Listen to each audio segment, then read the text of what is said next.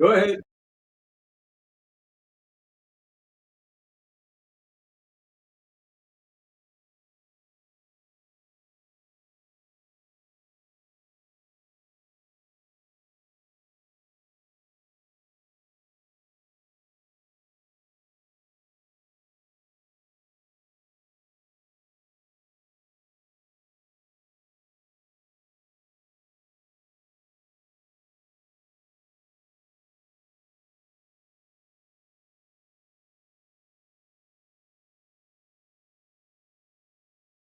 And welcome back once again, ladies and gentlemen, to The View from Here, Behind Enemy Lines. That was Michael playing his Native American love flute. You made it yourself, correct? No. Oh, that was the gift you got, right? No, I bought this for myself. You're getting the history of the flute confused with my backstory. Native American flute, love flute, is traditionally made by a brave who loves a female, and he makes one of these himself, and he serenades her to show his love, which is a very nice thing. Okay. And for those who don't understand the mechanism, you blow in this end, and the air comes around out this hole and into the other hole. So unlike one of those traditional flutes from Europe where you blow in the side, this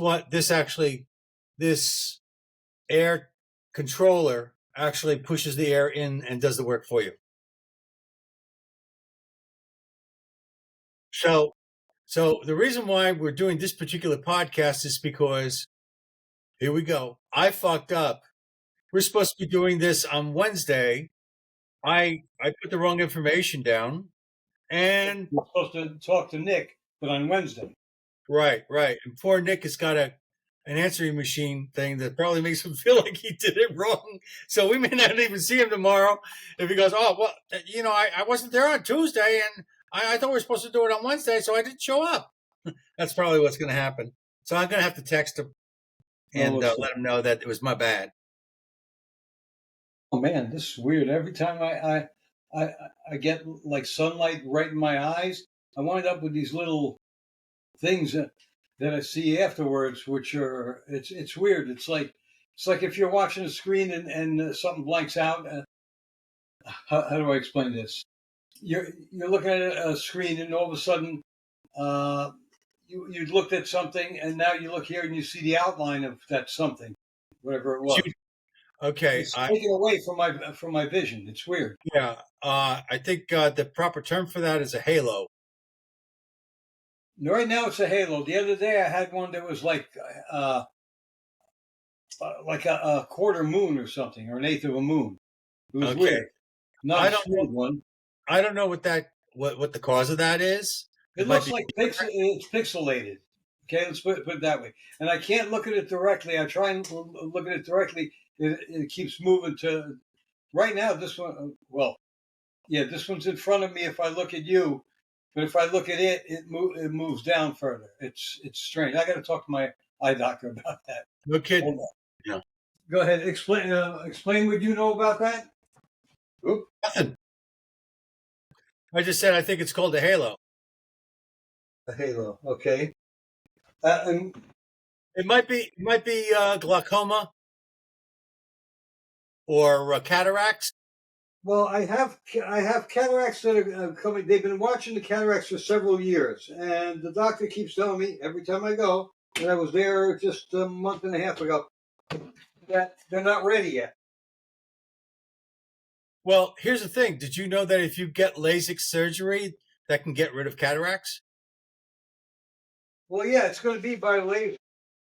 Yeah, I know, but they're only interested in removing the cataract. They're not interested in actually changing your prescription. So I should talk to the doctor about that then. Well, you should talk to the people who are responsible for LASIK and see if, when I got LASIK, one of the things I found out is people with certain types of cataracts, they can literally shave them off and just give you 20/20 vision, and you won't even, that's it. Well, I got LASIK surgery. There, I guess they may as well do it while they're there. Right. and I got mine 11 years ago, and my vision is not as crisp as it was 11 years ago when I first got it, but I don't need glasses. I see you wear glasses when you're reading, though, or when you're looking at. Yes. When I asked them for the LASIK, I told them I wanted distance was more important to me than close. Okay. Mostly because of the fact that I knew that I could fix that with reading glasses. For years, I always had no problem reading. I could take my glasses off and read up close, no problem. Right, but then you turn 12 years old, and then all of a sudden you notice you have problems. No. About 4 or 5 years ago, I started having. It started getting worse. Where I need to. I sometimes. Well, I can see right now here. I can read what's there, but there are times when I'm reading a book that I used to be able to hold the book at arm's length without my glasses and read. Now I have to get closer, or I have to wear my glasses to read. Where was that girl stabbed in the neck? That's Charlottesville or Charlotte, North Carolina. North Carolina, right? And the thing is that lamestream media basically said that this was a byproduct of a homeless situation. Yeah, bullshit. It's a byproduct of judges letting this guy go 14 times previously for violent assaults and so forth. I'm sorry, but if you have a rabid dog in the neighborhood, okay, you put him down. Yes, that's guy. All there is to it. And the last time he was released with no bail after having assaulted another woman. Okay, the judge released him on his own bail, and his lawyer said the guy is not competent to stand trial. Now, if he's not competent to stand trial, he's not competent to be on his own out on the streets either. One would think so. Exactly. But this stupid judge, who happens to be a Democrat and a black woman, let him go. Put him back on the street. She's got blood on her hands. I think that judges who do this all the time should be held responsible for any and all crimes committed by those people they've been releasing. I'm talking about people who are recidivists, who are constantly in court and constantly being released. If it's happening more than once, and presuming, of course, they're being seen by numerous judges, the problem isn't specifically the judge. It's the judges and the system and whatever it is that created the legislature that causes this thing to happen. Yeah, but they have the record, the guy's record, and they still release him. Yes. Okay. Well, that would be prejudice to look at his record. Yeah, you try doing something, they'll go examine your ass hairs from when you were 5 years old. Okay, to find something on you. Daniel Penny is suing Manhattan's. I hope he becomes a fucking billionaire. That fucking city is so retarded. They're so prejudiced against white men. One, they're so prejudiced against anyone who defends themselves against a criminal. Okay, no matter what the color of the criminal is. Okay, they're so anti-Second Amendment, anti-free speech. Even they're so anti-constitutional. Fuck that city. I've had it. I know Valentina would get pissed if she heard me because she loves New York City, but I can't stand that fucking city. It's nothing but a money trap. Everywhere you drive, you got to go 25 miles an hour, and that's it. And it doesn't help because people are still getting killed by cars anyway because they jaywalk. All right. If that girl that was stabbed had Daniel Penny nearby, maybe that wouldn't have happened. I don't know if it wouldn't have happened. It happened so fast. I don't know if he would have been but he didn't just stab her once. He stabbed her multiple times. Three times. Right. So, the thing is that if it was in his sphere of influence. If he hit her what's the vein over here? The carotid artery? The carotid artery, then she was going to be dead anyway. Right. But the thing is that if you take down that son of a bitch, and maybe if you supply some sort of pressure, I don't know if you can do that, but the point is nobody did anything. This guy literally was able to walk off the train. Yeah, there was another big guy, a black guy, taller and bigger than this guy, who, the guy approached and went to a door. But of course, the guy had a gun. I can't fault the other guy because the guy still had the knife in his hand, and he was caught on video, on the tape, saying out loud that he got that white woman good. Okay, He so got the white woman he got good? that white woman good. Who said that? The guy who stabbed her? The killer, the fucking Oh, killer. okay. All right, and the other guy, the big guy, he walked away from him. And I can't blame him because the guy had a knife. He just stabbed a woman. What do I mean, the guy, he might have crazy strength. So even though this guy was much bigger and probably stronger, he might have grabbed the guy and still gotten stabbed himself. So I can't fault the guy for not doing anything. Well, here's the thing. We are in a see something, say something culture. So you don't actually do anything except contact somebody who supposedly can. Yeah, So we'll be there in 20 minutes if you're lucky. If you're lucky. And, chances are they're going to arrest you or charge you for their showing up. You cost us $5,000 in order to send that crew down there, and there was nobody to arrest. So anyway, that's I don't know. I've never heard that happen. It's due. It's definitely due. And I remember one time money hungry city. Democrat cities are money hungry. I wouldn't be surprised if they start doing that shit. Yeah, as a matter of fact, they may listen to this podcast and say, that's a great idea. Let's do what that guy said. Hey, Marvel, let's talk making some money. But anyway, the thing is that I had a situation where I got up from my chair very, very fast, and I passed out, fell on my face, almost broke my nose. And what? Where? At home. Oh, by yourself. Yeah. And the whole thing kind of shocked me. So I walked into the kitchen where the rest of the family was, all bloody and everything, and told them I was in trouble. They called the ambulance, and by the time the ambulance got there, which was about 10-15 minutes, which was pretty fast,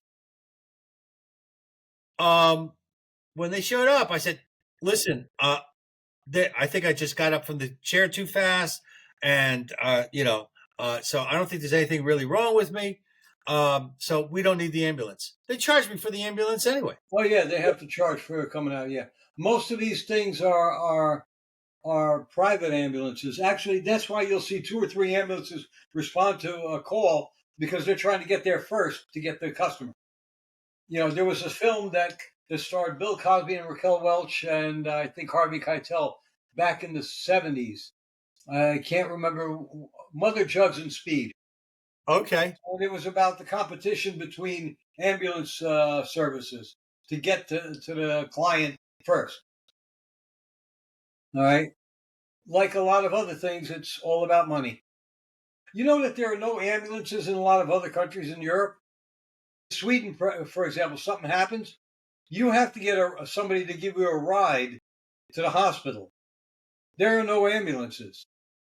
You either have to take a cab or get somebody to drive you to the hospital. You have no ambulance service whatsoever. I don't know how many other European countries have no ambulance service either. That'd be something worth looking up and talking about, I think. But well, what happens if you're so incapacitated they can't you can't get there on your own volition? Get into a car, or you only have like your wife or your mother are the only one who's there, or your daughter, and they can't lift you to put you in the car. Exactly. You know what? Maybe they don't call them ambulances. Maybe they call them sick trolleys, and that's the reason why you haven't found they that. They don't have any ambulance service. I know because my girlfriend's got a cousin in a couple of cousins in Sweden, and they've talked for the past few years. A few times a week, and he told her there are no ambulances, no such thing here in Sweden. He said. So you're kind of screwed. Well, It's not here's the just thing. Sweden. I just don't know what other countries. But here's the thing. They're managing regardless. So perhaps ambulances, for the most part, might actually be unnecessary. Or maybe In because big cities like New York City, you have to have ambulances. The problem is people don't move over to let the ambulance by anymore. Okay, and you could die in the ambulance on the way to the hospital because you got caught in a traffic jam. that actually happened to a Happens labor a lot. leader that in New York City, taxi cab something or other, and because of these choked traffic, his ambulance couldn't get him to the hospital in time to save his life. A little bit of turnaround fair play. So yeah, what's this? There's this big complaint about Trump now. That yeah, there's a couple of people that are not happy with Trump that are on the right, but I forget the particular discords. Something to do with his foreign policies, and supposedly the job growth is not as high as was projected. So, which I find interesting. Also, I believe 300 and some odd illegals were, or should I say, workers were detained at a Hyundai Illegal plant. workers. Yeah, Yeah. I don't know how many of those. It turns out that South Korea is taking it back. So it looks like all those illegals working for Hyundai were South Koreans Yes, yeah, here illegally, and they're going to take them all back. right. Well, because that was a bullshit thing. But the thing is that yeah, that's gonna mess with Hyundai. And to be honest with you, it's not as atrocious as getting somebody to jump the border and then you have them do something. In other words, at least the South Koreans. No, but Hyundai sent them in illegally anyway. I know, but at least the South Koreans are taking care of their own. Yeah. It's like all the by other the way, illegal. speaking of taking care of their own, you know how that guy Abrego Garcia, the Maryland dad, Yeah, he's gone. the wife beater, yeah, you know where he went?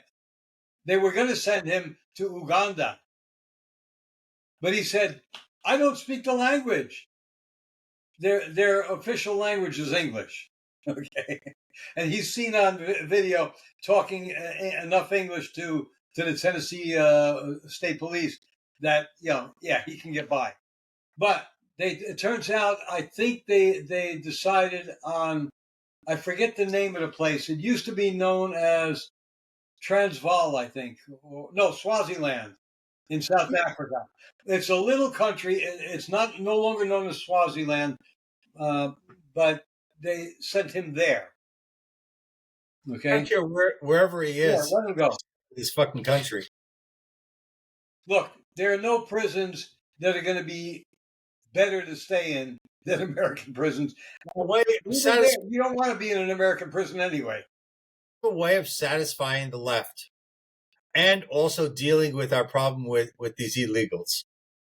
Okay, what you do is you create these large electronic generators, and you attach them to treadmills.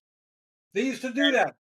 And you get the illegals and make them walk on the treadmills until they pay, until they generate enough electricity to pay for all of their wrongdoings, and then ship them out. Do you know that used to be the case, that convicts in some prisons were hooked up to treadmills to run mills? No, I didn't know to that. grind flour and stuff like that? Yeah. Okay. Well, here's a beautiful thing. It satisfies the Green New Deal because it's sustainable. There you go. Yeah, also, I've read some people saying that, why don't we bring back forced labor in prisons? In other words, they used to have, for example, the road gangs down south, remember? Where you went and you did jobs that you couldn't get other people to do. They would clean the sides of the roads, take all that tall grass out and clean that. Then at the end of the day, go back to the prison. But Right. they were doing a service for the state.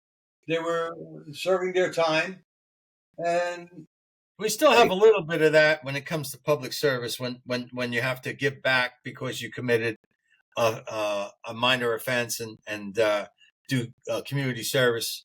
yeah, but you But get people like the ACLU and other retarded leftist organizations who claim that's cruel and unusual punishment. Well, I'll tell you what, if the guy's in prison because he strangled somebody or because he stabbed a woman in the neck 3 times, why don't we just stab him in the neck 3 times and let him lay there and bleed out? I say That's not cruel and unusual. That's paying like with like. I say throw him in the cage with a cage match with one of these wrestlers and stuff, and let them straighten him out. Yeah, Rampage Jackson's son, the one who attacked the pro wrestler the other day. Did you see that? No, I didn't even hear about it. They got into a thing before the fight, and he's an MMA guy. He's not a pro wrestler, but the other guy was a pro wrestler, a big guy. And he ran in while the guy was wrestling somebody else. He jumped into the ring, picked up the guy up, and the guy, he didn't offer any resistance. He thought it was part of the act that was being written in now. And he picked him up, he body slammed him, and he slammed his head and knocked him out. But the kid got on top of him. He punched him probably about 20 times, and the fucking idiot ref didn't stop it. It had to be other wrestlers who were watching this shit. They came in and they tackled him and they tried to get him, and he's still trying to get him. They had trouble getting him off the guy, and he still wanted to go after him, and they're trying to subdue him. They had 3 wrestlers had to subdue his ass. I hope he goes to fucking jail for a long time. That's assault. And this guy, we still don't know what kind of brain damage this wrestler got. Okay? The guy punched him full force. You could see it's not fake. He's hitting him in the face repeatedly. Murder. And the fucking idiot ref, that ref should get fired and never have a fucking job again. Well, there's a difference between being a ref and being a cop. It don't matter. He should have stopped the guy. He should have tried to. He didn't even try.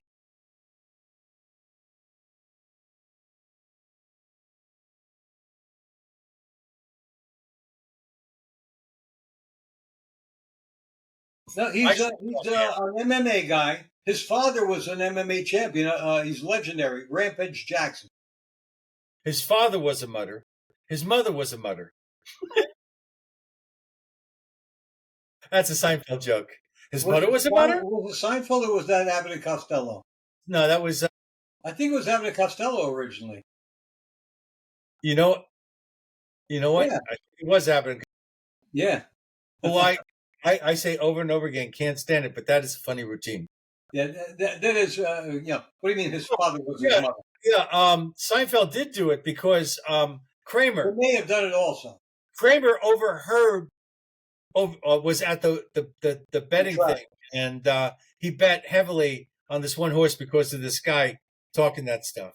So, yeah, they redid it. Yeah. No, it was a great routine. Just like... Abbott and Costello did not invent the Who's on First thing, but they perfected it. That was an old vaudeville routine that a lot of people used to do. And Abbott and Costello started doing it, and they became the masters of that routine. Yep. Break your arm! Niagara Falls. But that was another one. The Three Stooges did that also. Yep. Supposedly, Curly was not a nice person. He was a womanizer. It's not that he wasn't a nice person. No, I understand he had problems. He was a bad drinker. Well, there you go. Yeah, that's the thing. But he was a womanizer. As heavy as he was, he apparently was able to sweep women off their feet. Well, during that period, having large girth sometimes represented like Diamond Jim Brady kind of guy, No, it represented affluence. Yes. Yeah. And now it represents everybody. Now it represents fast food nation. I every time I walk around or drive around, I see so many fatties, and it just grosses me out. And it's like saw this woman with a baby, and she had to be at least twice her size, maybe more. One of those levels of obese where it looks like you have 3 parts to your arm instead of 2. Yeah. Yeah, and she's got a baby, and I'm thinking, who screwed this woman? I mean, how desperate no, I'm sorry, but that's, roll her in the flour and aim for the wet spot. Has no brains. You ain't kidding. But the thing is that seems to be all that's left out there now. Is these? Oh my God, it's ridiculous. A few weeks ago, I wrote I write a Substack once in a while. I haven't done it in a long time. I wrote one a few weeks ago about the obesity epidemic. I mean, everywhere you go, you see these. Sometimes I see a woman, a mother and daughter, and the mother is in better shape than the daughter. Okay, most of the time, no, because if the mother is plump and Well, I understand. like pumped up, then the daughter is probably also the same thing. But it's a shame. You see, and sometimes you see the mother, what she looks like, and you look at the daughter and you say, she's starting to get there. She's starting to expand. Let's talk about RFK's revelations about Tylenol. Have you heard about that? Yes, but they're talking about, last I heard, that he's releasing studies that show a link between Tylenol use during pregnancy and autism. But there are supposedly another study that shows that it doesn't exist. What I want to know is who funded the studies. Right. Well, here's the other thing. It'd be funny if Advil funded the study showing Tylenol is guilty. Okay. When you get information from somebody, their personal integrity is always something that you hold that information in. You have to look at. And RFK Jr., I think, would be the kind of guy to look at that. He's been given permission to look into this for many, many months. Mm-hmm. For him to come out and make that statement, it's probably only the tip of the iceberg. That's probably the only thing that he presently has proof that it does. He might even suspect that even giving Tylenol to young children does the same thing. Because how many physicians recommend Tylenol? They recommend Tylenol to kids under a certain age, 1. 2, we know already for years that it causes liver damage if you take a lot of Tylenol. That's also true for a number of other pain relievers. I think the aspirin is not as much of a problem, though.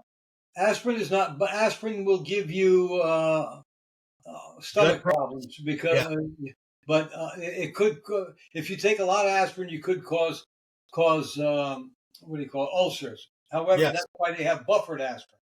Remember buffering?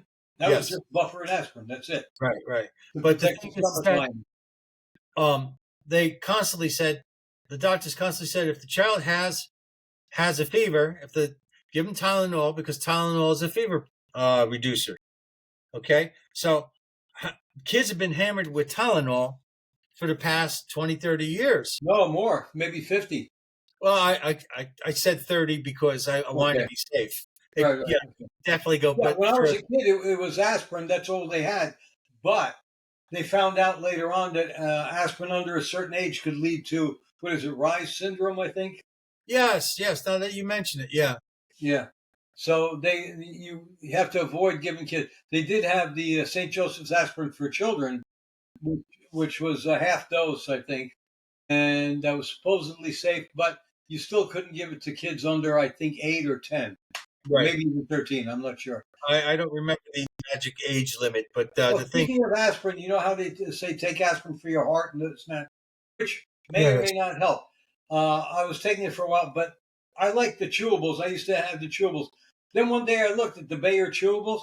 They have all the chewable ones that Bayer makes have aluminum in it. I stopped taking it. The only chewable that doesn't have aluminum in it is the St. Joseph's aspirin. So if you're taking aspirin every day, you don't want to get Alzheimer's to save your heart. Okay, so don't take the Bayer. Bayer's an evil company anyway. Actually, it's a condition that actually fixes itself, because if you get the Alzheimer's, right, you'll forget where the aspirin is. You won't take it, and it'll go away. Right? Isn't that how it works? Logic. I like it sometimes. the thing is that I do not believe, given the level of uh, assaults that have gone against RFK's character, that he would make a statement like that without having so much evidence that it would be difficult for an honest person to deny it. It's like, and did you hear about Trump? That bitch is going to hit him for $80 million or something like that. Well, E. Jean Carroll. Yeah, and the judge said it was a fair and reasonable. It was fair and reasonable. $80 million. It was what? Fair and reasonable. That's what the judge said.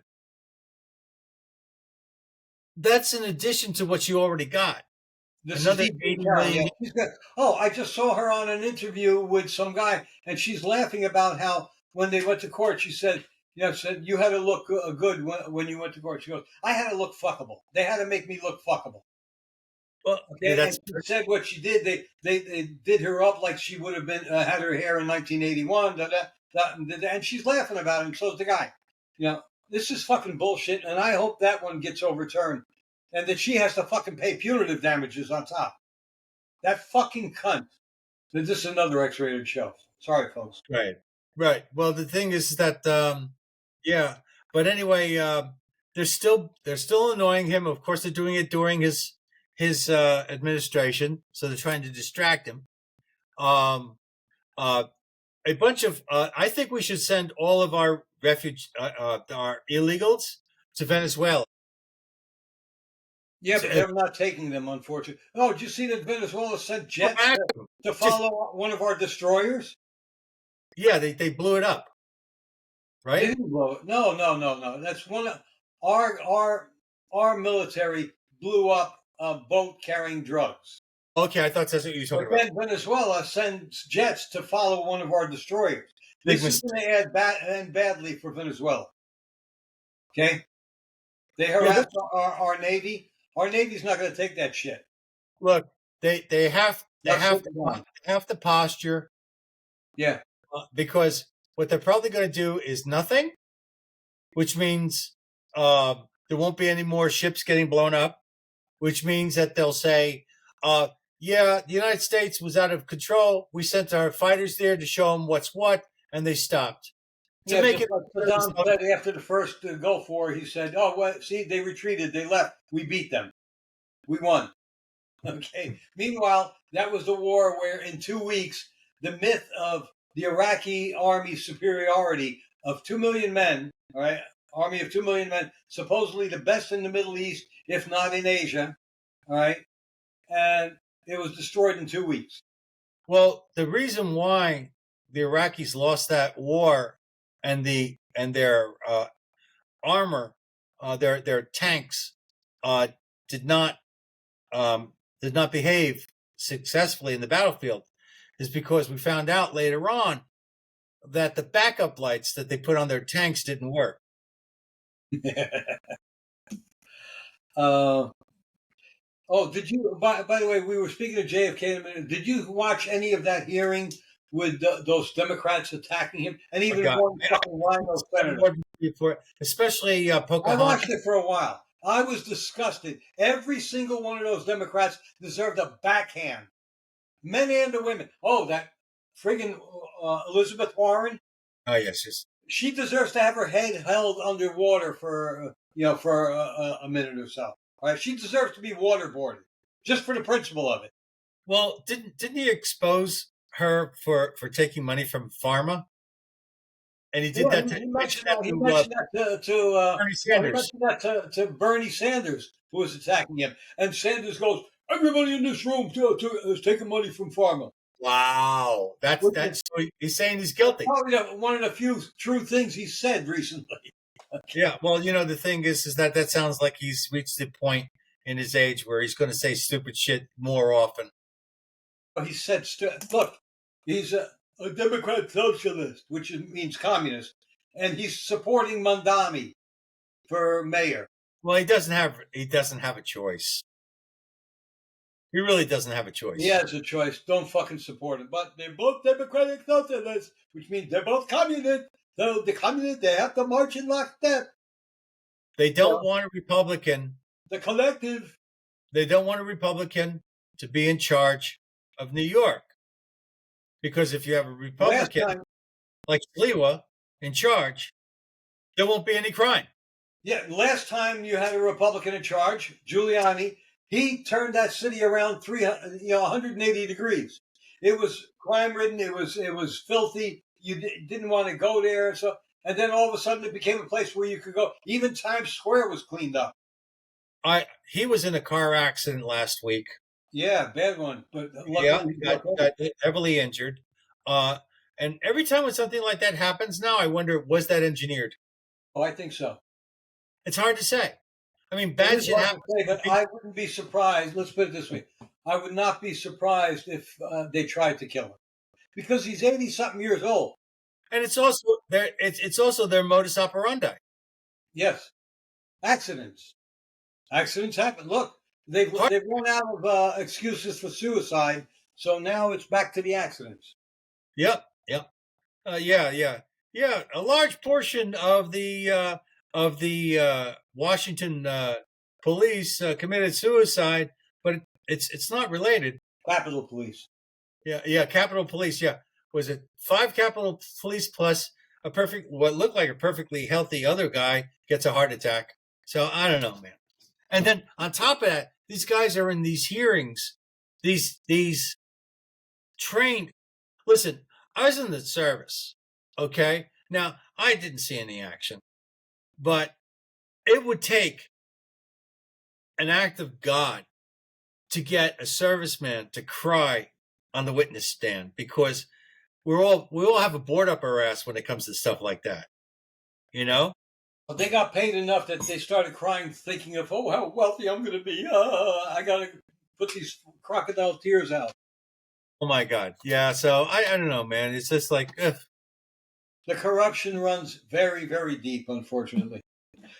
Hey, did you see what happened after Kim Jong-il and Kim Jong-un, whatever his name is, went to China with Putin to help celebrate China's victory over Japan, right? Which was only made possible by the United States. Okay, that's why they were defeated. Also, at the time, Mao Zedong. Okay, you know who fought the Japanese during World War II? It wasn't Mao Zedong. Chiang Kai Sheck. Yes. And the Republican forces. Do you know where Mao and his communists were? I forget. In the mountains. All right. They came down afterwards, then took over the country. So anyway, and I hear that she is related somehow to Mao Zedong. Okay. I don't know if you told me that the other day or somebody else did. No, it's anyway. Kim Jong-il, getting back to him. Wherever he goes, which he doesn't go too often, but he takes his own toilet with him. He will not shit in the public toilet or any other toilet, because they have to collect his shit and take it back to Korea to dispose of it properly. He will not even shit on a regular toilet in Korea. He has to shit in his own toilet so they can collect it, because they don't want his essence and his shit mixing with the shit of all the other people in the sewer. Even though, how are you going to get his shit out of there? How are you going to, discriminate and say, oh yeah, this is his shit here when you're in the sewer there? But they also had a guy, you see him, they showed him doing it, where he was sitting at the thing. The guy, everything he touched, there was a guy and a woman, they were cleaning every single surface that he touched to eliminate his essence so that nobody could grab his essence. So guy's wiping the table, the woman's wiping the glasses and water cup or whatever, and the guy's wiping the chair, everything, trying to get his essence out of there so that nobody could grab his essence. I don't know what the hell they're going to do with his essence. Okay. There is a form of magic called sympathetic magic, And its general concept is that if you have something representational of another thing, you can affect the other thing by affecting the representation.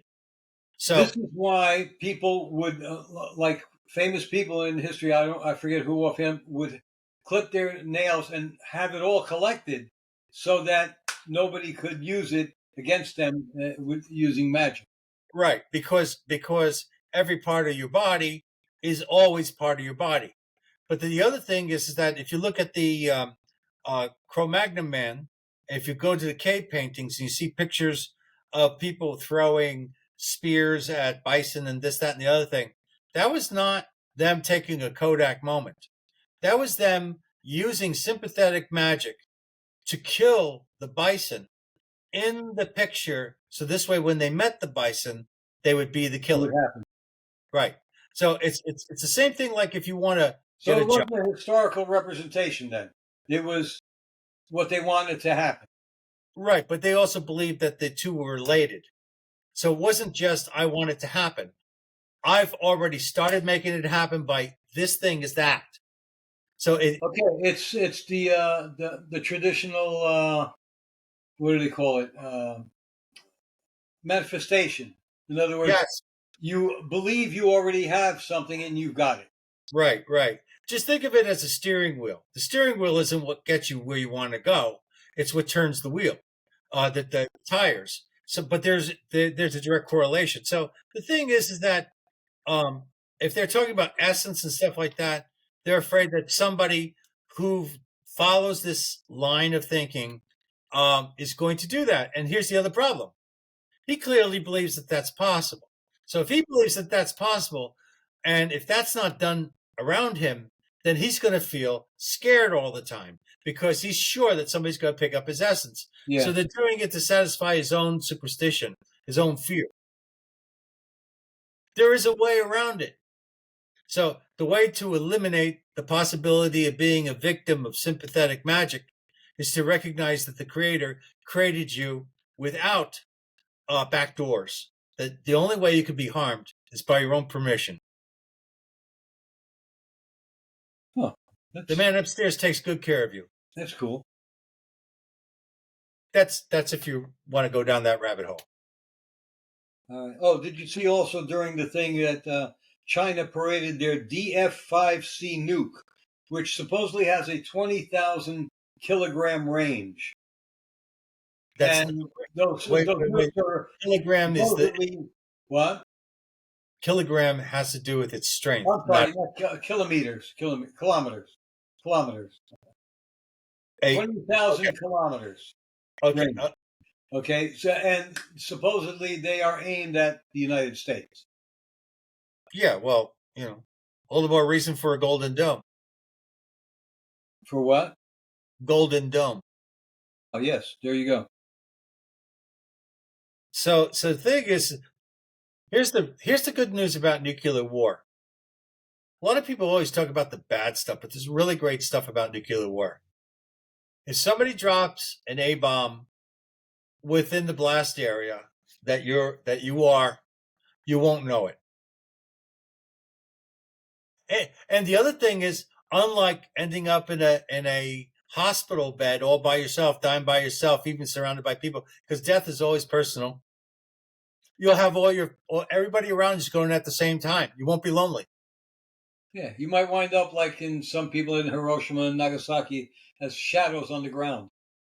Right. That's a Kodak moment. That is cremation. Man, just imagine how much light. See, how much light is required to create a silhouette like that? Yeah, can you imagine? Cremation in the future. What they do is they put a cement slab down, they put you on there, and they flash you with lasers, or maybe throw a miniature nuke in there, and boom, it goes. And then you come out, and your family has your silhouette to put on the wall. That's nice. Yeah, that's a great idea. You should market that. Bill Cosby said a funny thing about nuclear warfare. He said, if somebody drops an A-bomb and you hear it and you turn around and say, what the fuck is that? You're in good shape. Oh, that reminds me of the jokes where the famous last words of people like Custer's was, "Where the fuck did all these Indians come from?" Yep, yep, yep. The other Yeah, one was the mayor of Hiroshima. What the fuck was that? yeah. The thing is that when we think of the horrificness of the A bomb, is when we think of the vast numbers and land, etc., all the large area that is affected, but it's still one person at a time. You know what I mean? It's still, it's Well, like, it's like Stalin said, one death is a tragedy, a million deaths is a statistic. there you go. He got there Oh, before by the we did. way, was dropping the atomic bomb to prevent millions more casualties, not just Americans and allies, but also Japanese who would have fought to the death to protect their homeland. What about Department 731, who were just as bad as Joseph Mengele in Germany, doing experiments on on the Chinese people? Hmm. Oh, by the way, she did not invite the Prime Minister of Japan to the celebration. I His wonder why. Mengele's experiments were so hideous that they go beyond the term experiment into basically torture. He would do things like he would remove sections of the body, like from start with your toes, and slowly work his way up over days to With see no anesthetic. how long you would last before your body just gave out. And then he would leave you in frozen water to see how many hours you would survive, and all these other hideous questions. And there was an argument one time that there was a group of people that wanted to review the findings of Mengele's experiments because, regardless of whether or not they were hideous, it's still scientific data, Yeah. and we should use it. And then somebody said it was brought about in such a bad way that it should never be used. So you have this argument of the data is already there, the damage is already done. Maybe we should make the most of it versus some things, regardless of whether or not they're useful, should not be accessed if they're brought about in an unclean manner. Yeah. That's an interesting ethical argument. Like Fauci's experiments on the beagles, for example. I saw a meme the other day of Fauci saying, "To me, you're all beagles." Well, you know what? The thing is, I would hate him for that, except it was beagles. You don't like What beagles? a stupid fucking dog. You know what a beagle was designed Yeah, for? come on, to put them in there with those flies that eat them slowly and with no Whoa! come on. Hello? Hello there. Hi, you are What? Mike Kucharski? Mike. Wait a minute, Mike who? Kucharski? Kucharski. Oh my God, we were never told when you were gonna come in. Oh, I was told it was for today at noon. Psychically, I knew that. That's why we're having this. We thought we had another guest coming, but he's not on until tomorrow. But we decided to do a podcast anyway. God wanted you here. That's Hold on a sec. Let me get your. Man, I haven't had it. Yeah, you were supposed to be on weeks ago, but then you went out of country or something. Why don't? Go ahead. Yes, I was. Yeah, I went on vacation with my family. Correct, I couldn't make it. Why don't you introduce yourself to the listeners? And to us, because we're at a loss at the moment. Yeah, but you're. I mean, Oh yeah, you're an entrepreneur. yeah, you are recording. Something to do with trucking, right? Yes. So I was supposed to talk Yes. about the rollback of the EPA regulation. There you go. My name is Mike Kucharski from JKC Trucking. I'm the vice president. We are Mike Kucharski. Yes. And we are one of the bigger the biggest refrigeration trucking company out of the Chicagoland area. We go to the West Coast and back, and then into southeast of America, Florida, Georgia, etc. Fantastic. Okay. Yeah, AJ never got back to me on on when you were going to be here. Actually, It doesn't matter. Let's just do it. Yeah, you're here. Let's do it. Yeah, I could do it. If you guys are Well, willing to do it, have me on, sure. We weren't supposed to be doing this either. Chicago. Oh, I hope your truckers all have guns to defend themselves. Most do. You know, I mean, how's this? It's kind of like a don't ask, don't tell policy. You know what I'm saying? It's none of my business. You know what I'm saying? But Right. how's this? It is their home, and they have the right to protect themselves if they want to. That's right. Okay, it said now AJ said that you wanted to come on to discuss some of the major changes that the Trump administration is making for truckers and why the industry is so overwhelmingly in favor of those changes. Yeah. So we're talking about the rollback of the EPA regulations for diesels. You mean first? I just want to start off saying that we are overregulated in the trucking industry, and my question was, if a law doesn't work or makes it worse, shouldn't we have the right to go back and change it? And that's exactly what the federal government's doing. It plans to roll back 15 plus years of vehicle emission rules and support it. So let me read you a little quick article that I got from Landline Media that kind of explains this in a nutshell. And I really like the way they describe it. It says, supporters of the rollback, including trucking industry groups and conservative policy organizations, argue that the 2009 finding was based on flawed or outdated science, imposed unnecessary economic burdens, estimated to over 1 trillion across related regulations, and overreached federal authority by treating the CO2 as a pollutant without sufficient evidence of direct harm. I was always taught that diesel fumes are less, hazardous to health than gasoline, because let me give you an example. If we park a truck in a garage and we close the door, run the diesel, it will be uncomfortable, but we won't die. But if we put a car into a garage and run the fumes, we're not going to make it because we're going to suffocate.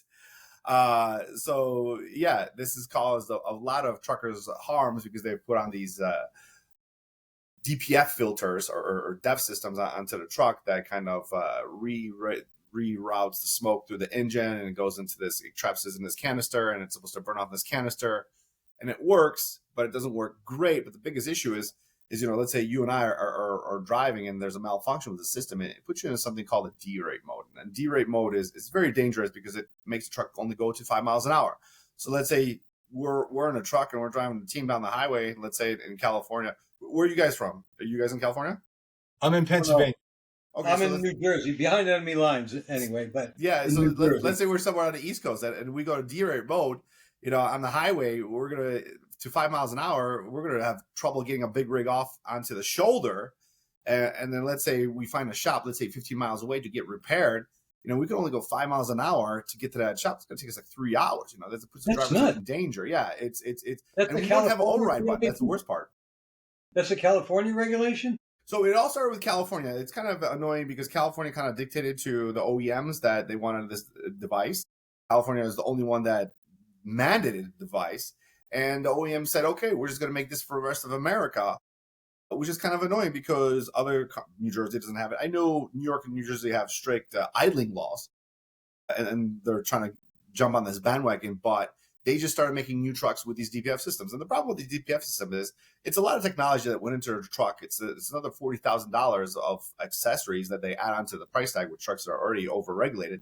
And then, it gives you a lot of maintenance to make the system work. And even when you do the maintenance, it malfunctions. And it's the part where it said the over 1 trillion across related, it hits the truckers because when it goes into D-rate mode, you have to be towed off the road and into a shop or dealership and fixed. And a lot of these shops, of course, on the road, charge 3 or 4 times more for repairs as one of our, top 3 costs in the trucking industry. Of course, that trickles down to the end user, the American people. Sometimes you spend, thousands of dollars at these shops and they still can't fix you. So it's very annoying to truckers ourselves because we haul food. We haul frozen, perishable foods. We're flying, to the supply chain. We're going to grocery stores, to grocery DC centers. We're going to food service distribution places. And how's this? We don't have time for this. Time is money. Yeah, I have a good friend, a childhood friend, who is a partner in a truck repair business. He's probably one of the top 5 wealthiest people I know personally. Truck repair businesses make a lot of money. Yeah. He's constantly busy. Hey, he's a good friend to borrow money from. I'm sure he has some. Well, He likes to go down to Atlantic City a lot. He goes once a month to get his hair cut, and while he's there, he'll Well, he'll make money, he'll lose money. I won't say how much. I don't want to get him in trouble with you know what agency. what a lot of people don't understand about trucking isn't just a job; it's a lifestyle. Correct. You know, because you live on the road, and you know, so because just to let you know, I tried out for a trucking job, and the guy that was supposed to hire me, he got fired. I did 300 miles with an 18-wheeler. It's nerve-wracking, but I did it. And the thing is that when I got back, he was fired because he let assholes like me drive his trucks. But anyway, yeah. But the thing is that truck driving, you know, is yes, there's a task of getting from point A to point B and whatever stops in between. But the whole culture is amazing. And the thing is that it seems to me that it has the same problem that, an example, trapping had in New Jersey. If you wanted to be a trapper, well, the rules and regulations were designed by the legislature, people who didn't trap. So all the kill traps were removed. So what was happened was the traps that were allowed were capture traps. And guess what? They were absolutely inhumane. They would strangle the animal, and the animal would be strangled for close to 8 to 10 hours because it takes a while to check your trap line.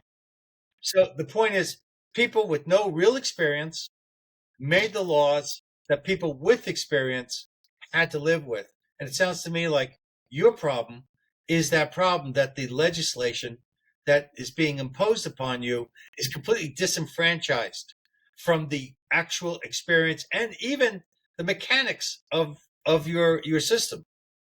I go so far as to say that that's the case in general in every industry. Really. No, it happens. How's this? People make mistakes, right? We're all human. So if we make a mistake making a law, you know, what I mean, and it doesn't work. At one point, we should say, "Hey, listen, we made a mistake. We need to change it." And that's why I said, you know, at the beginning of this, if the law doesn't work, makes it worse. We should be able to change it, and that's what the government did. But it finally took them so long. It took them, 15 plus years because everybody was arguing for,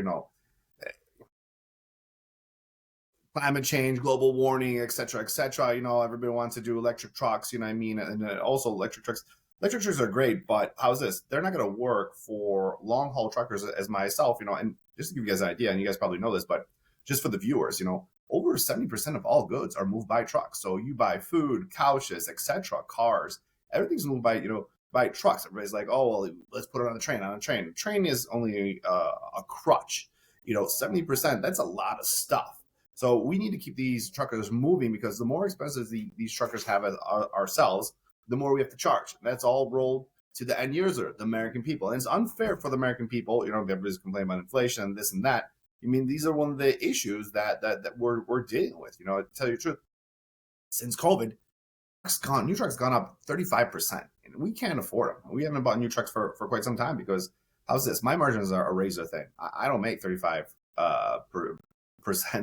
to pay this truck off. So I'm praying that when the rollback happens, they'll take some of these regulations out of the trucks, and the prices of trucks will come back down to a reasonable price. And then one more thing I forgot to mention earlier to you guys is that Kenworth makes trucks here in America.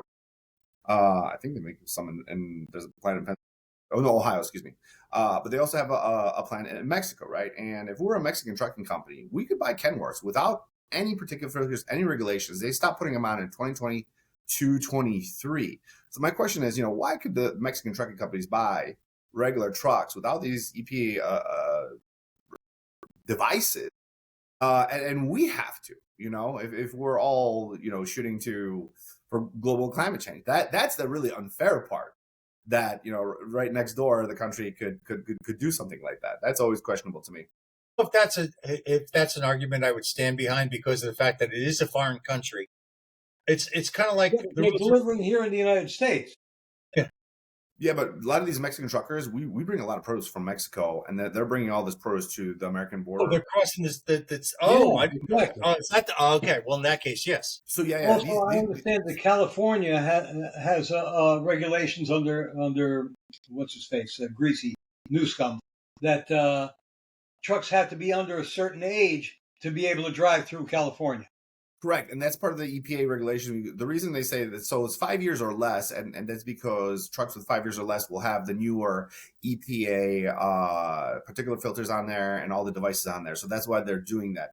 And that's kind of a a stab in the back for truckers, because let's say we all buy trucks. We're all owner operators. We have our own trucks. We buy brand new trucks. It takes 4 or 5 years to pay off a truck, and then after you pay it off, you hope to make some money to put it away in your bank account, right? So it's going to be very hard for owner operators or independents to do so, because how's this? When we pay off a truck, it's going to be garbage in the state of California, because we got to go buy a brand new truck again. Like I said earlier, that's 35% over margins, which is ridiculous. No, I heard that there were trucks coming to the border of California, then having to transfer their load to another truck to go into California to deliver it. Yeah. So just that makes it worse for the residents of California as well. But they keep electing these idiots who come up with these overly burdensome regulations in every aspect of life, really. Yeah, I mean, that's why I say, look, how's this? When we make laws, we should always go back and see if they work, because if they're not working, and there's been a lot of regulations also put in trucking for safety, hours of service. They changed regulations twice, saying that, look, it would save lives on the road, right? It would be less tired drivers getting in accidents. And honestly, what happened, with the last regulation change is it did the complete opposite. Drivers are chasing the clock, and there's more accidents. I pray Sean Duffy gets to that next and changes the hours of service. There's been a lot of talk about that, because how's this? When you change a law to make it better and it's supposed to save lives, and it does the complete opposite, we need to go back and say, hey, this didn't work. We made a mistake. Let's go back to the drawing board. Let's go back to what works, and go from there. And that's what I feel we don't do enough. They don't change it. They put more regulations on without removing the old regulations, which I know that Trump, at least in his first term, and I think now is trying to get where you pass. He wants them to pass one law, but you have to get rid of 2 old laws. I mean, if how's this? I support anything that helps logistics. How's this? If it's not working, I don't support it. Like this DPA thing, it was a great idea, but as I said earlier, they never improved the science, and I feel diesel fumes are not as harmful. But how about this? If they want to make diesel fumes better, then they should be investing in truck technology to make it better, to make better engines. We could make better diesel burning engines, but we don't have the materials yet. That's the issue, and one of the main issues that why we haven't went away from diesel is that we never found another fuel to replace diesel. Diesel creates a lot of torque, and you need torque to pull these loads. And we never found another fuel to replace diesel. We do have hydrogen now. I'm very excited about the hydrogen. Hydrogen might be able to do it. I still haven't driven a hydrogen truck. That might be able to do it, but you have to understand that there's a trade-off. Hydrogen, if you remember your history lessons, it's very expensive, very dangerous gas. Yeah, you don't want to have a nuclear explosion every time you have an accident. Well, as I understand it, the diesel engine runs a hotter spark plug, and that's one of the reasons why it burns cleaner. So it doesn't even have a spark plug. It has like a coil pack. It does the combustion is made by hot air, so it burns a little bit differently. But at first diesel engines were very efficient, but every year they get more and more efficient.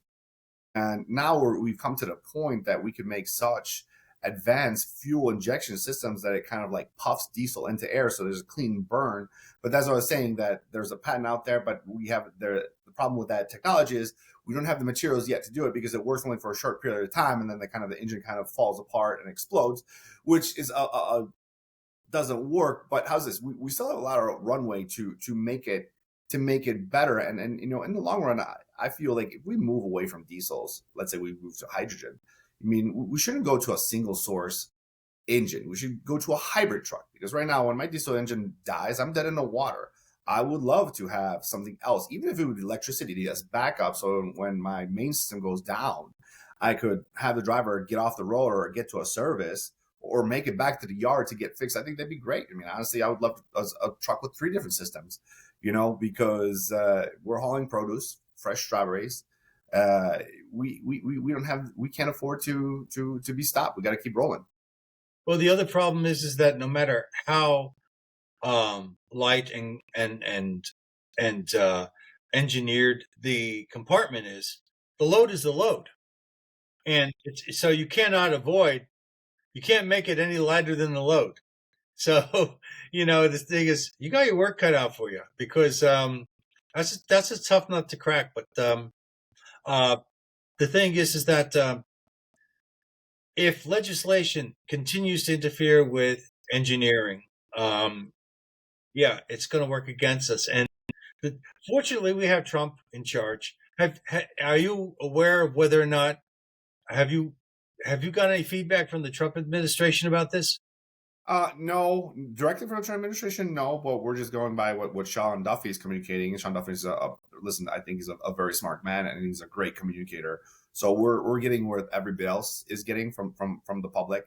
But this is light years way different than the last transportation secretary, because last transportation secretary didn't even bother to meet with truckers or listen to truckers. And one of the things I've always said in all of my interviews, that the truckers and legislators need to get together so we could teach them our problems, educate them our problems, so we could come up with solve these problems together and get the economy roaring again, the American economy roaring again.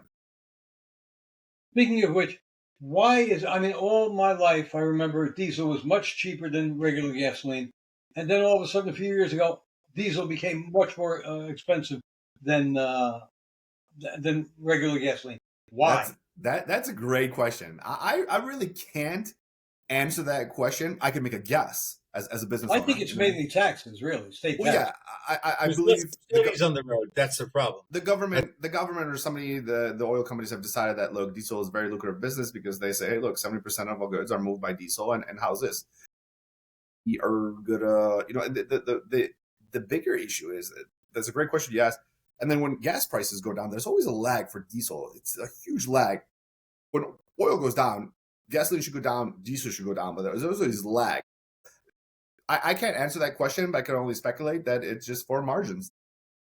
Because for a trucker to have to pay $3,000 to $5,000 each time he fills up a tank, that's going to be added on to the final cost of the product to the consumer. Yeah. So these politicians are doing their constituencies no favor. Let me just give you an example. Back in the 90s, to fuel a truck to go, let's say, to Los Angeles and back to Chicago. We started in Chicago, go to Los Angeles back to Chicago. It was under $1,000 we paid in fuel. Now we're paying over $2,000 to do the same miles. Just to give you an idea how much is the increase since the 90s. It's just out of control. It is out of control. Well, they are working. The administration does have its focus on energy, and Alberta is supposedly going to be dropping a whole bunch of lines down south, and because they're not going to put all their eggs in one basket, they're actually going to break it up into various lines. So this way, if one fails, the other one can pick it up. But the other thing is that it also spreads the wealth of the work. So multiple communities will have access to these projects. So the problem is that we had Biden and his regime in charge, which absolutely the worst things in the world for this country. And now we have the Trump administration, and I think we're on the cusp of actually seeing some real change. Somebody said something about we won't see real change until after the first of next year. So I think that trickle down is going to help the truckers too. And if it helps the truckers, then it's good old Reagan trickle down. What helps the truckers helps everybody else. Yeah. So the trucking industry is the heartbeat of America. So if it helps the truckers, it's going to help the American people. And I support what you're talking about is making America energy independent again, as what Trump had it in his last term, and then things got turned around. But we should be energy dependent as a country, because when COVID happened, or let's say some pandemic happens or some war happens, we should be able to rely on ourselves to keep the American, to feed and keep the American people going. It doesn't matter if you're a Republican, Democrat. I mean, we all should be going, hey, we should be energy independent in the U.S. That's just a good way, common sense of doing business. Sir, I'll have you know that I am an ex-railroader, and for you to go ahead and say that the trucking industry on its own is the heartbeat of America, not include your brother, the railroad, it breaks my heart. That's all I can tell you. Railroads used to be the heart blood, but then the trucking. I think it's important too. But you're absolutely. The great thing about the trucking industry is it's point to point. The problem with trains is it's zone to zone. So you're still going to need a truck in order to pick the stuff up at the station in order to bring it in. You can't get around that. So yeah. No, I love the rail. My only frustration is rail is that, we're in 2025, and I would assume that the rail service would be a little bit faster and a little bit more futuristic and a little bit more efficient. And I feel it is, but I feel it should be a little bit more. I'm a huge supporter of rail. We also do rail our trailers from the Midwest to Northern California, Southern California. We have terminals, and we rail back. So I'm a huge supporter. I just wish that the rail could get a little bit more together and become a little bit more efficient or on time. Don't they have cars that take up entire boxes like they do on the ships and just put it on? Oh yeah, the container. Yeah, they come by my house. Where I live, there's a Conrail line there, and a lot of times you'll see hundreds, 150, 250 cars, and some of them will have one, some of them will have two. Right.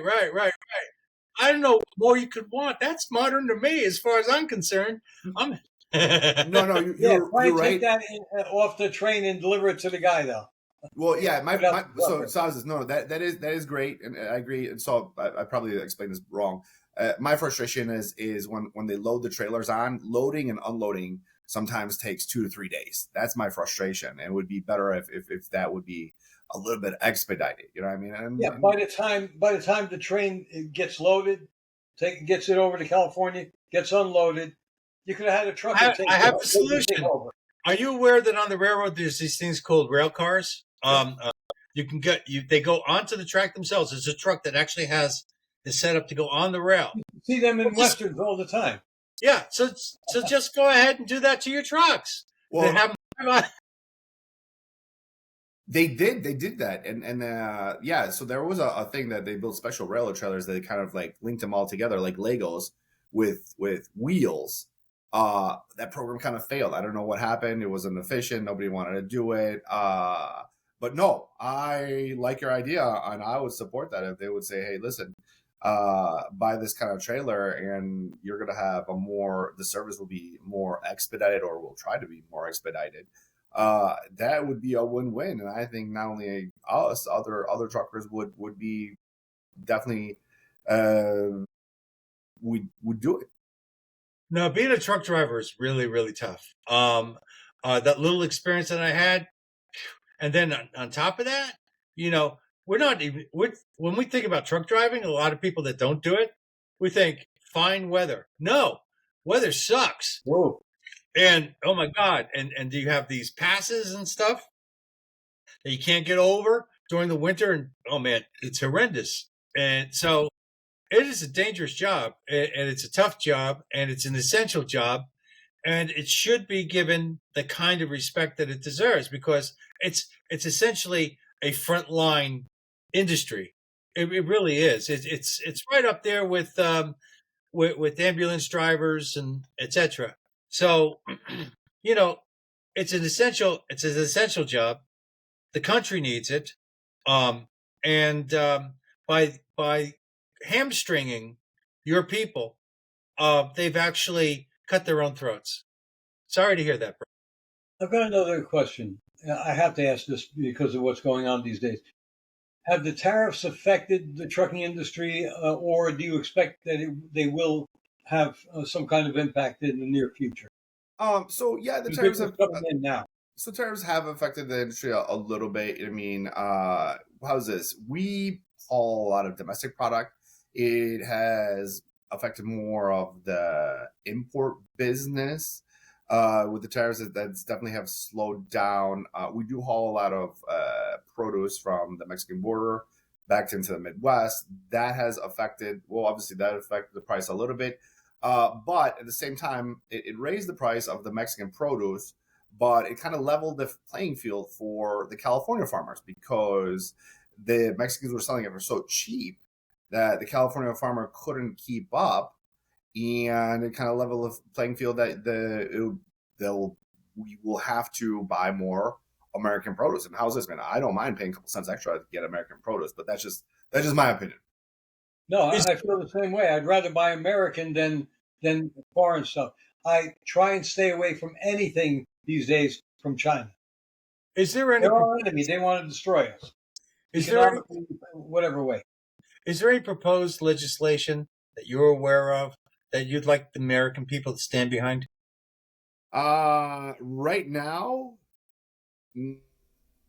I don't have no proposed legislation that's coming out because right now they're concentrating more on deregulating some of this legislation. Put your volume up a little bit. It's coming through a little low. I said, right now, I do not know of any current legislation that stand behind because the administration is kind of trying to deregulate the trucking industry, which is, I think, key because in the past, when you deregulate industries, they get more efficient. And when you get more efficient, prices come down and you want efficiency and product to be in a good price. It would definitely help for inflation. So right now we're more focused on deregulation. What about this problem with that illegal alien that smacked into some people with that truck? Mm-hmm. And they're actually, he's not the only one.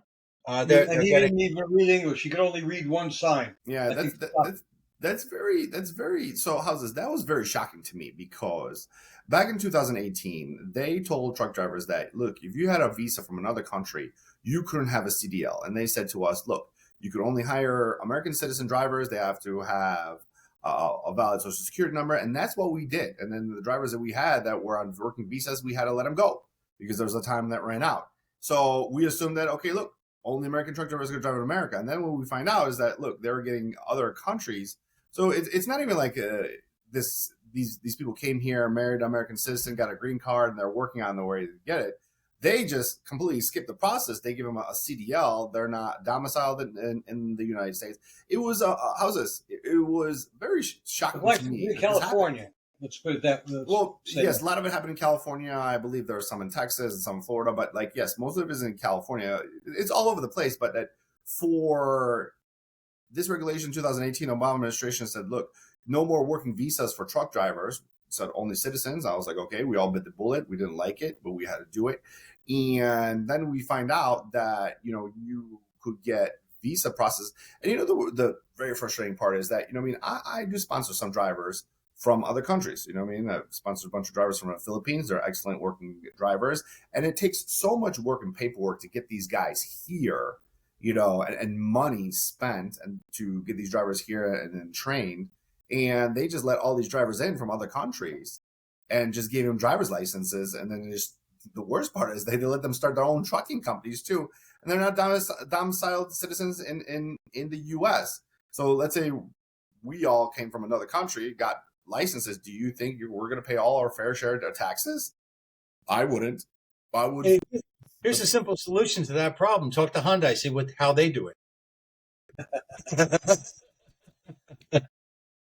I don't know about that. I don't know anybody at Hyundai, but apparently I like the your question. I like your solution. The illegals were all from South Korea, so Hyundai tried to slip them in instead of hiring American workers. Oh, really? I didn't know that. I heard something about that. I didn't get all the details. Yeah. Oh, wow. Yeah, 305 or 350 people were. The whole plant was arrested. As far as I'm concerned, I'm impressed that they take care of their own. Yeah, that's actually a low number because when I was reading the the data where they gave these drivers. They gave the first numbers was 88,000 drivers they gave with working visas for truck drivers, and then I think the number now is up to 170,000 drivers that they're trying to revoke their licenses. So 300 is a drop in the water compared to over 100,000 drivers. Yeah, Hyundai, they were building Hyundai cars down in Georgia. I think it was Georgia or the Carolinas. Gotcha. That has nothing to do with the trucking. No, I was just trying to say that it'd be so they had the illegals working at the car company, and then they gave over $100,000 licenses to working visas from people from other countries. And yeah, the guy in Florida was, I cannot believe that happened, because they said that he snuck across the Mexican border, got a license in California. Yeah. How is that possible? He could not read the sign. He didn't know the signs, and he didn't pass the test, really. Yes. They gave him he got a low score, but they passed him anyway. And then he goes and kills people doing an illegal U-turn. Yeah, and then this in 70 is when they came up with the law saying that all drivers should read English signs. And then I want to say in 2016, Obama kind of rolled it back, saying, hey, you don't have to speak English, but you could use a device to communicate, right? And I was like, I support that, right? But that was never enforced. And then there's a handful of drivers out there that I've known, I've spoken, have come to my warehouses that didn't speak a word of English. And that's a problem, because, I mean, you have to know certain things like railroad crossings, runaway truck ramps, do not enter, low bridge signs. You should know what a low bridge sign is. It's for safety of people. And no, I agree with it. They should be English proficient. I mean, how's this? They don't have to have the skills to win a spelling bee, but the standard minimum they should know. Well, you got your work cut out for you. Thank you. Have any? So, I mean, do you have any lobbyists, or are you part of a lobbying group to try and get some of these regulations changed? No, I'm not. I'm not that big of a trucking company that I have lobbyists working for me. Hopefully one day. You're part of a group, maybe. Yeah, but I do support OWII, which is the Owner Operator Independent Driver Association, and they have lobbying people. And how's this? Anything they support, I pretty much fall in line with, because I mean, how's this? Just to give you an idea, my father started with one trucking company. Trucking companies are forged out of owner-operator independent drivers. So we need to protect these guys.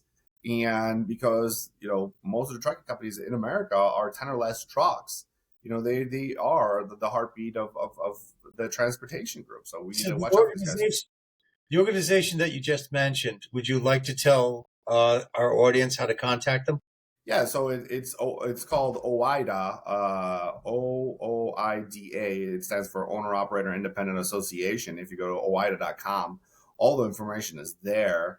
And this group was made for owner operators. If we have a single truck or two, they do a lot. They walk truckers through of regulations. They teach them what they have to do if you're a brand new trucker, and they support truckers. It's a very great group. I support it. I don't have independent drivers because all my drivers are company drivers, but I support them because all trucking companies are forged from owner operators, and we have to take care of these people.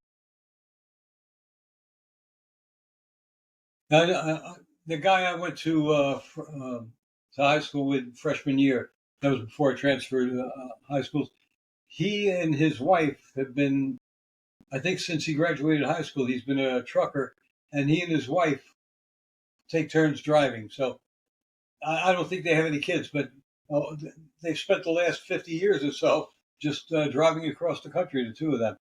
No, it's great. They're team drivers. Some of my best teams are husband and wife, because when you're a team driver, one driver is sleeping, one driver is driving. Those guys don't stop because, they have a fresh driver that takes over every time.